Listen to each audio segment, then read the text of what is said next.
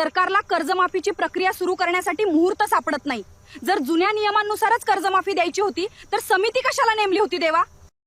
लाडक्या बहिणींनो, सगळ्याच लाडक्या बहिणींना उत्सुकता लागलेली आहे की मार्च आणि एप्रिल महिन्याचा हप्ता कधी मिळणार। मार्च महिन्याचे 1500 रुपये आधी मिळणार की 3000 रुपये एकत्रित दोन्ही महिन्याचे मिळून मिळणार, अशी उत्कंठा सर्वच लाडक्या बहिणीला लागलेली आहे। एकीकडे लग्न सराईचा हंगाम सुरू आहे आणि या लग्न सराईमध्ये प्रत्येकाच्या नात्यागोत्याचा व्याप किंवा पसारा हा वाढलेला आहे। प्रत्येक ठिकाणी जी काही रोजमजुरीची कामं आहेत गावखेड्यात राहणाऱ्या बहिणींची, तर ती रोजगार बुडवून लग्न कार्यासाठी हजेरी लावावं लागते, तिथं अंधन आहेर भांडं घ्यावं लागतं, त्याच्यासाठी खर्च वाढतो आहे। आणि अशातच मग जर या लाडक्या बहिणीचे पैसे जर आले तर कुठेतरी कुटुंबाला या घर खर्चाला आधार होईल, या अपेक्षेने लाडक्या बहिणी ह्या मार्च आणि एप्रिलच्या हप्त्याकडे डोळे लावून बसलेल्या आहेत। आणि अशातच सोशल मीडियावर जे काही मेसेज येत आहेत तर ते अतिशय चुकीच्या पद्धतीचे येत आहेत किंवा खोटे मेसेज येत आहेत। बऱ्याच ठिकाणी लाडक्या बहिणींना SMS आले, 3000 रुपये जमा झाले, कोणी म्हणतं 7500 रुपये जमा झाले, कुणी असंही म्हणतं की त्याही पुढे भावनेच्या भरात बहिणी नाचायला लागल्या।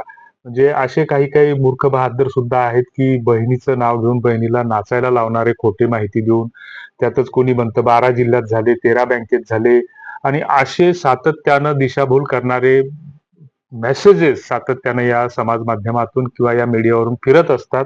याच्यावर आपल्याला किती विश्वास ठेवायचा हा ज्याचा त्याचा प्रश्न असतो। मात्र या सगळ्यामध्ये लाडक्या बहिणी ज्या आहेत तर त्या एकतर अशिक्षित अडाणी आहेत, गावखेड्यात राहणाऱ्या आहेत, आणि कुठेतरी सकाळी मोबाईल हातात घेतला किंवा संध्याकाळी दिवसभरात ज्यावेळेस मोबाईल हातात घेतात तर त्यावेळेस त्यांना एकच आशा असते की लाडक्या बहिणीच्या संदर्भात नेमकं काय अपडेट आहे। तर दुसरीकडे आता मार्च महिना संपलेला आहे, एप्रिल महिना संपलेला आहे आणि मे महिन्याचा जवळपास पहिला आठवडा आता संपत आलेला आहे किंवा सुरुवात झालेली आहे नवीन आठवड्याला। 4-5 तारीख मे महिन्याची सुरू आहे आणि अशा स्थितीमध्ये अजूनही लाडक्या बहिणीच्या खात्याला पैसे आलेले नाहीत। आणि मग सरकारकडून, मग सरकारचे जे काही संबंधित मंत्र्यांचे ट्विटर हँडल असतील किंवा सरकारची वेबसाईट असेल किंवा सरकारकडून जो काही प्रसिद्धी विभाग जो काही काम करत असतो, तर त्या माध्यमातून कुठलीही अशी अजून अधिकृत माहिती समोर आलेली नाही। शिवाय हा हप्ता कुठल्या तारखेला वितरित होईल याबाबतही कुठलेच अपडेट आलेले नाहीत। कारण याच्या मागे 2-3 कारणं असल्याची सांगितली जातात। एक तर 30 एप्रिल पर्यंत लाडक्या बहिणीची ई-केवायसी ची अंतिम मुदत होती आणि त्याची आता पडताळणी सुरू असल्याचं काही माध्यमांकडून सांगण्यात येतं की ही पडताळणी केल्याच्या नंतर नेमक्या किती बहिणी याच्यामधून वगळल्या याची आकडेवारी जाहीर केली जाईल।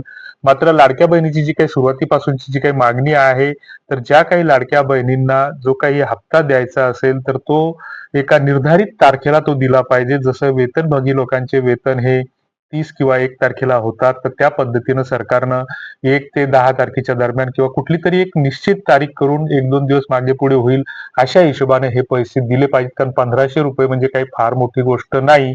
मात्र त्याच्यासाठी सरकारकडून सातत्याने या बहिणीला वाट पाहायला लावली जाते। दुसरीकडे एखाद्या बहिणीचं नाव जर या योजनेतून वगळलं असेल तर तिला त्या पोर्टलवरच ते कळवलं पाहिजे किंवा तिला ते दिसलं पाहिजे तिच्या लॉग इन मध्ये की नेमका हिचा हप्ता कशामुळे थांबवण्यात आलेला आहे। घरामध्ये 4 चाकी आहे, उत्पन्न जास्त आहे किंवा अन्य कुठल्या कारणामुळे हा हप्ता थांबवण्यात आलेला आहे। मात्र अशी सरकारकडून कुठली सुविधा करण्यात आलेली नाही।